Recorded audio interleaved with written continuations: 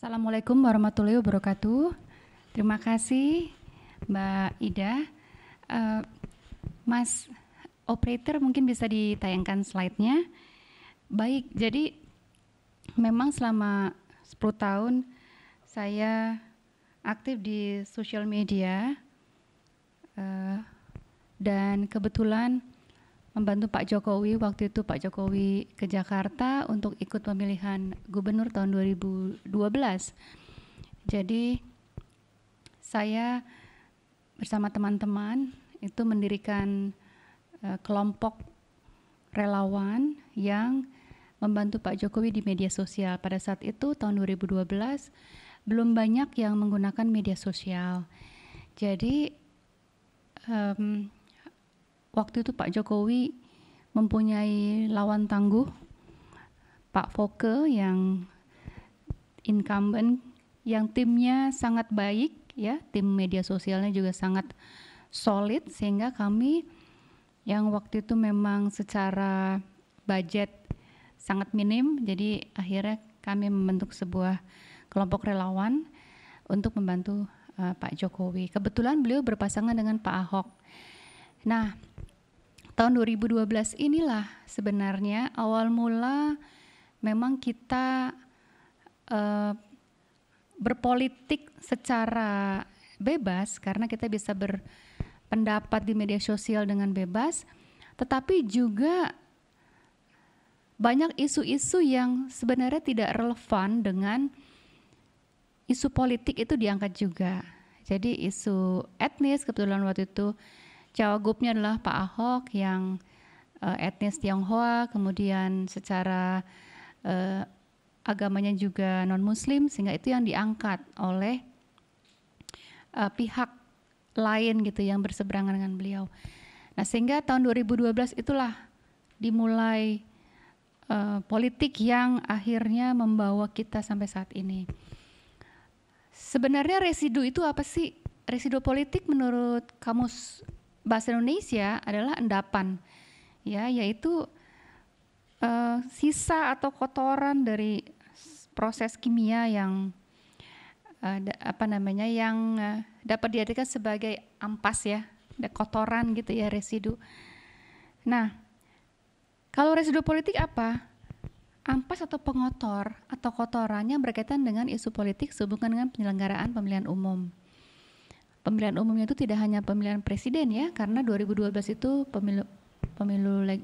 pemilihan gubernur, kemudian 2014 pemilihan presiden, 2017 kita kembali lagi ke pemilihan gubernur, dan pada saat itu Pak Ahok maju, yang tentu saja karena beliau mempunyai karakteristik yang dianggap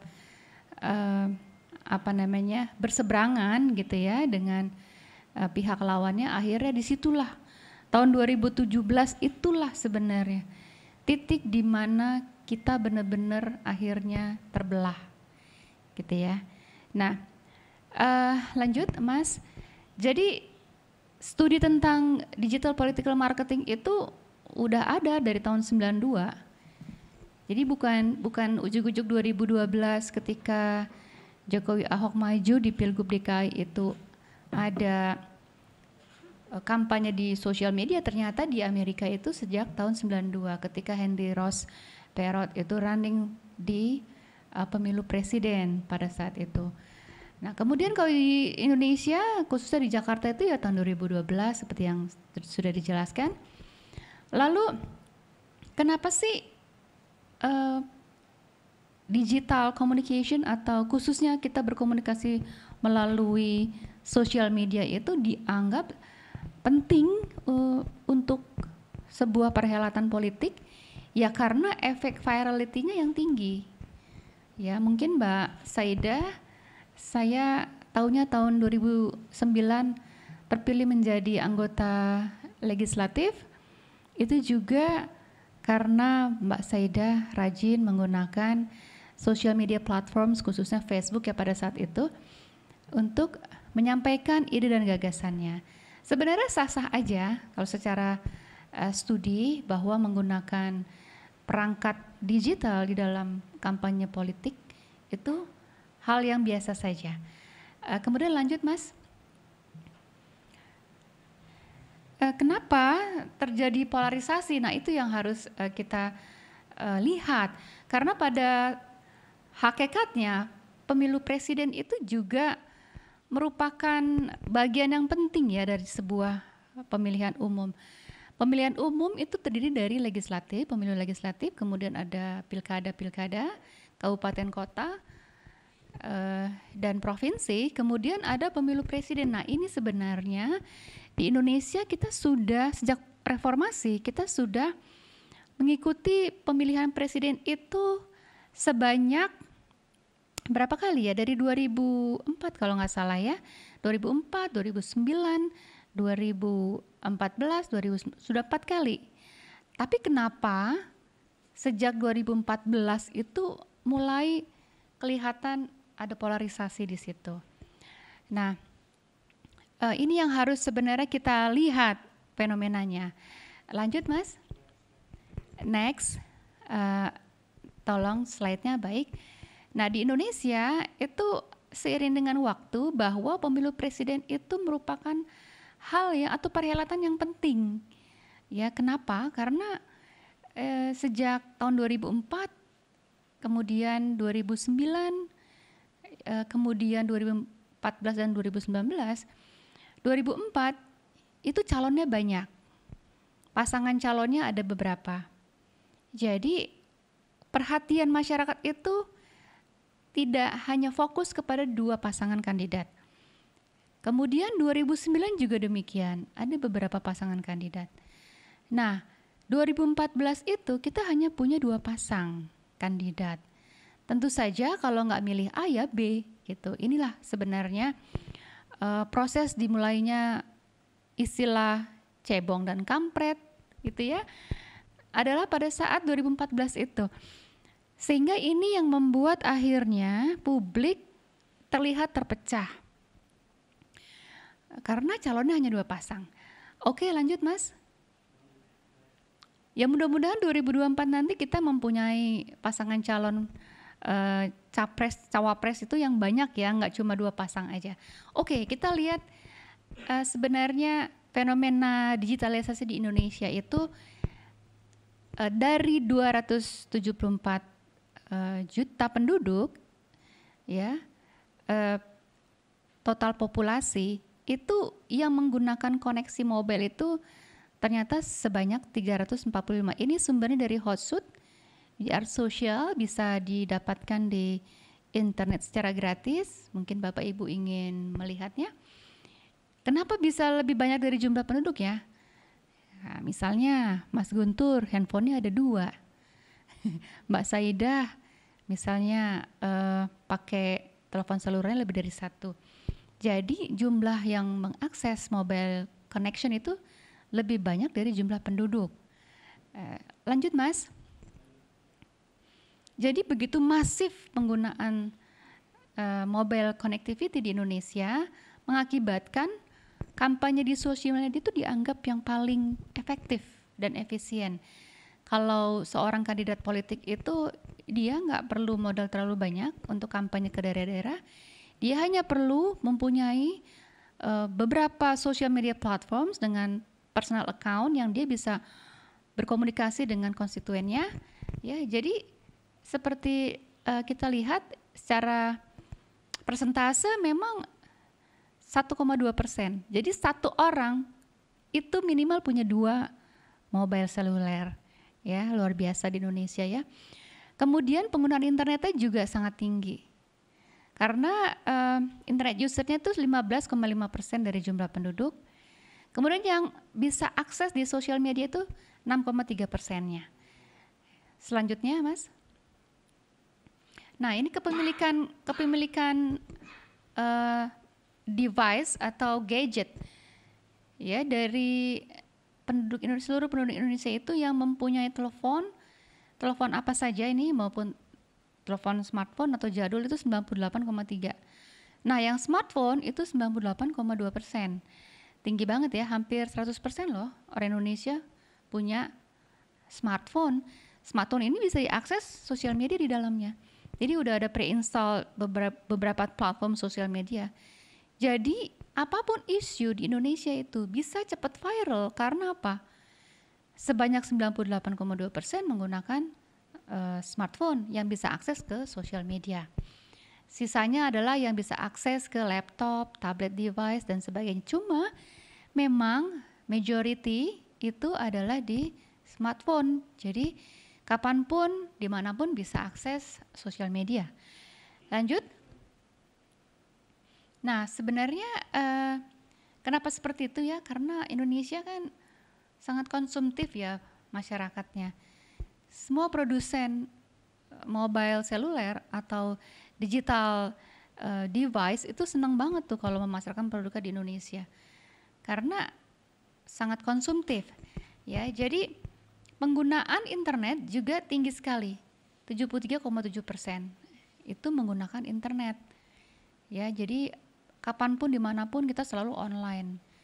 Jadi nggak heran ya kalau isu apapun kalau kita posting di sosial media itu langsung viral. Nah ini yang sebenarnya menyebabkan political candidate itu memang harus masuk ke ranah digital karena kebanyakan konstituennya sekarang, apalagi era pandemi sekarang ini, digitalisasi sangat penting, orang-orang semuanya online, jadi akan lebih mudah berkomunikasi lewat sosial media. Nah pembelahan itu terjadi karena apa? Nanti kita lanjut diskusi selanjutnya seiring dengan apa yang disampaikan oleh Mas Guntur tadi. Lanjut Mas. Iya, nah sehari-hari kita menggunakan sosial media itu berapa jam sih? Ternyata untuk broadcast dan streaming itu 2 jam. Kemudian menggunakan sosial media 3 jam sehari. Ya kan? Baca media online 1 jam, 38 menit. Kemudian streaming musik,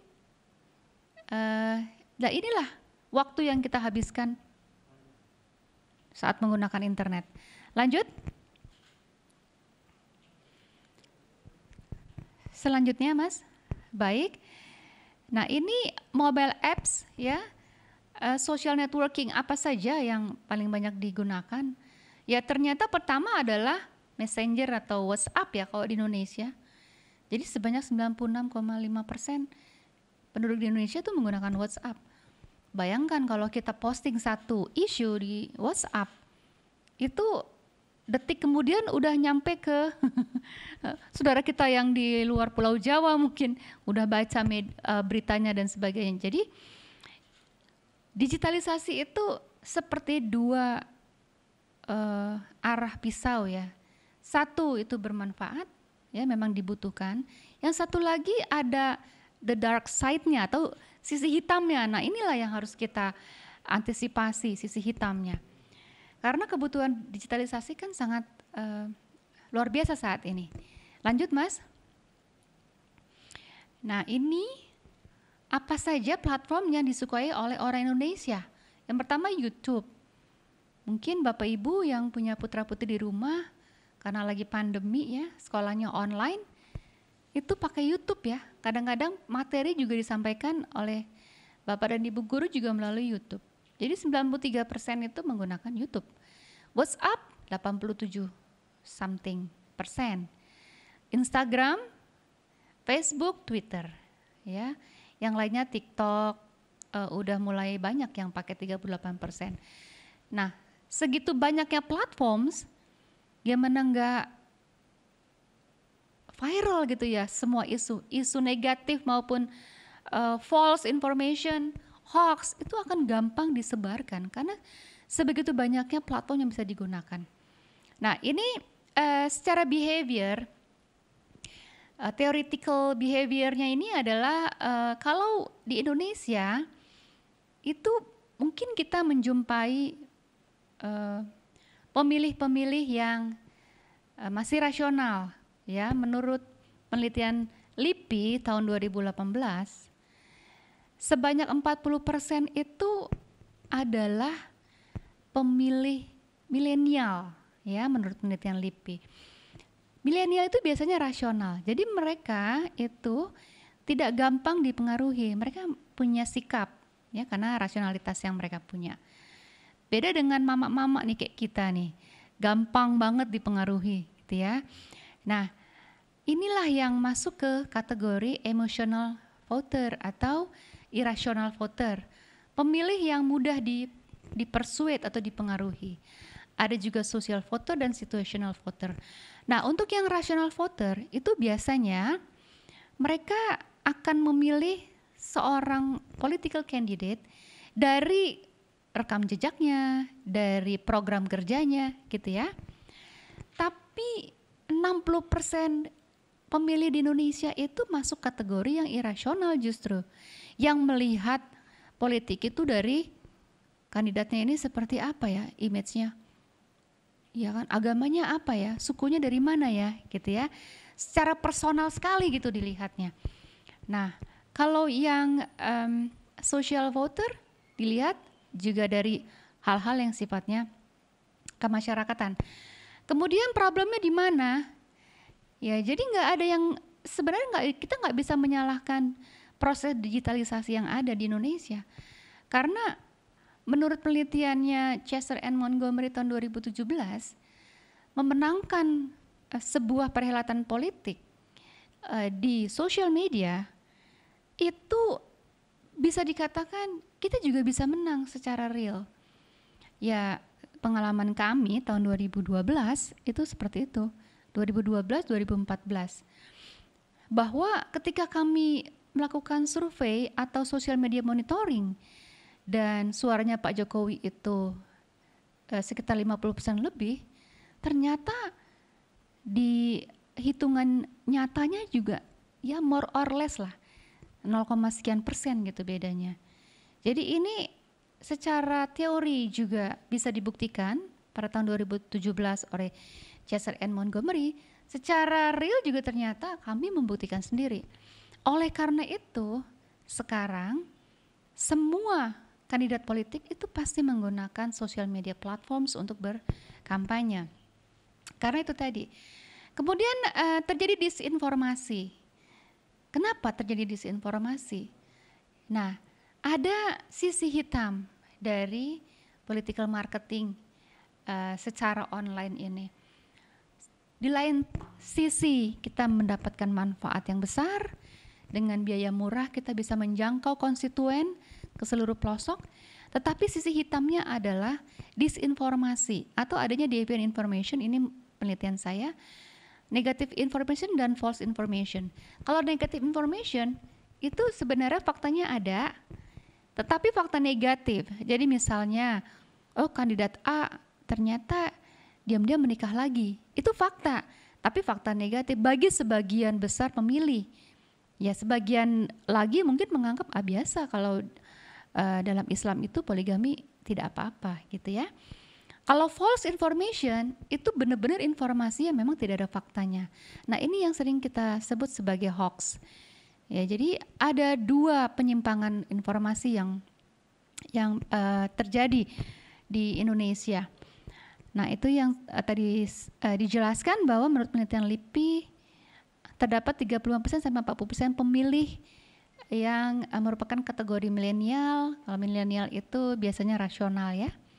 Lalu polarisasi yang terjadi seperti yang dijelaskan oleh Mas Guntur tadi, bahwa pada saat Pilpres 2014, Pilgub Jakarta 2017, Pilkada 2018, sampai pemilu 2019 itu bisa dimaknai sebagai polarisasi.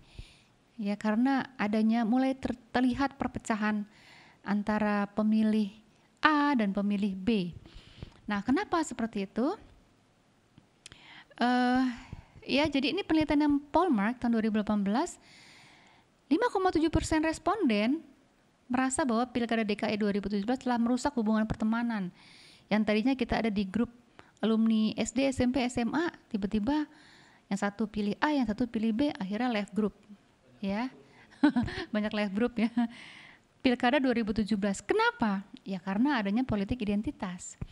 Kebetulan Pak Ahok kan secara etnis, beliau dari etnis Tionghoa, beragama non-muslim juga. Nah itu yang menjadi senjata bagi pihak lawan untuk mengangkat isu itu. Kemudian Keberpihakan media juga, media arus utama ya, itu membuat masyarakat terpecah. Jadi kan kita tahu media A itu berpihak kemana, media B berpihak kemana. Media A itu sampai menayangkan informasi yang tidak benar, padahal arus utama loh ini mainstream. Media B akhirnya membalas seperti itu. Nah, pro kontra di media juga akhirnya membuat masyarakat terpecah. Ya, kemudian bagaimana mengatasinya?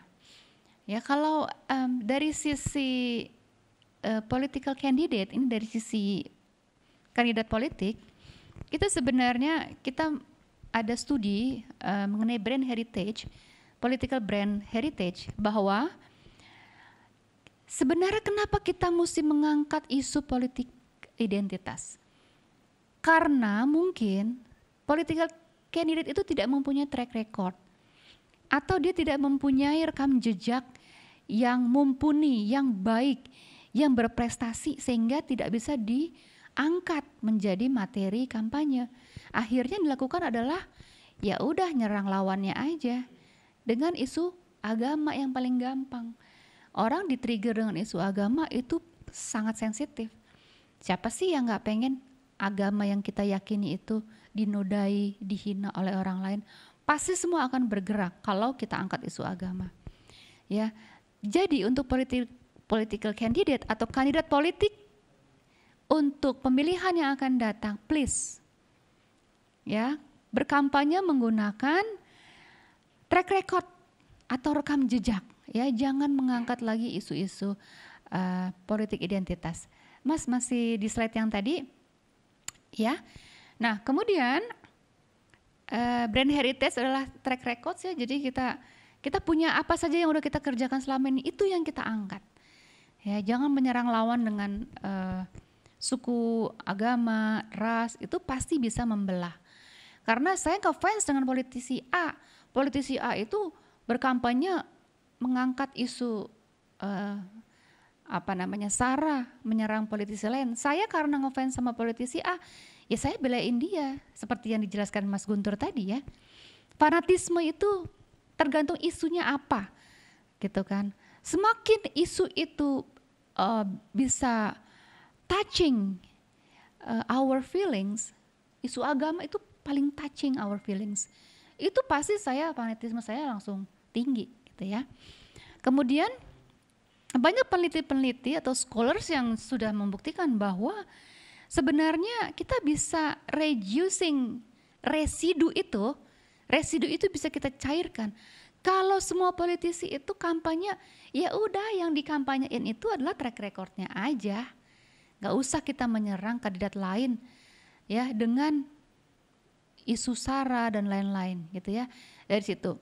Itu dari sisi kandidat politik.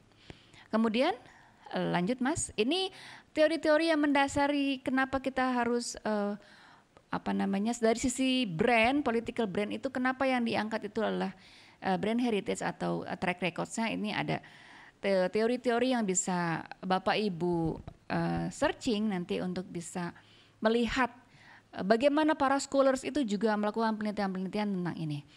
Lanjut Mas.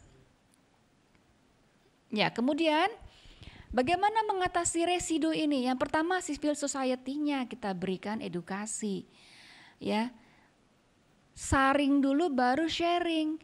Jadi informasi yang mau kita share itu harus kita saring dulu. Apakah informasi ini valid? Ya, memang benar faktanya ada atau enggak. Jadi civil society-nya harus kita educate. Kemudian digital literasi. Nah, bagaimana kita juga memberikan edukasi kepada civil society mengenai penggunaan perangkat digital. Jadi perangkat digital itu kita nggak bisa langsung reshare ya, walaupun ada tombol reshare apa, kita lihat dulu, kita baca dulu. Yang kita reshare kan biasanya kita comot aja, maaf ini saya copas dari warung sebelah gitu ya. Lalu kita reshare padahal sebenarnya informasi itu hoax. Lalu ada orang, ini kan hoax. Ya gue kan cuma reshare, gue dapat dari grup sebelah gitu kan. Jadi dari sisi ini media literasi juga harus kita educate kepada civil society. Kemudian Avoid religious issues. Nah, ini penting. Isu di dalam politik identitas itulah sebenarnya yang menjadi faktor utama kenapa kita akhirnya terbelah. Karena diangkatlah, oh dia Tionghoa nggak pantas jadi pemimpin. Kita kan Muslim, oh dia Muslim. Kalau Obama juga dulu begitu, karena dia diisukan Muslim, oh Obama Muslim, kita sebagai non-Muslim nggak akan pilih Obama yang Muslim. Padahal sebenarnya itu hanya hoax gitu ya. Jadi ternyata nggak di Indonesia aja. Obama pun dulu mengalami hal seperti itu. Nah kemudian political actors-nya harus membawa isu-isu yang positif. Nah kami berharap political actors atau tokoh-tokoh politik di Indonesia pasti mempunyai massa, pasti mempunyai konstituen. Nah bisa tampil ya kan ke publik untuk membawakan isu-isu yang menyejukkan gitu ya. Ayo kita vaksin Bapak Ibu, jangan lupa yang belum vaksin, yuk kita vaksin. Ikut menyebarkan hal-hal yang sejuk gitu ya. Jangan political actors-nya justru triggering konflik gitu di antara satu dengan yang lainnya. Mungkin seperti itu, nanti kita lanjut dengan tanya jawab. Terima kasih.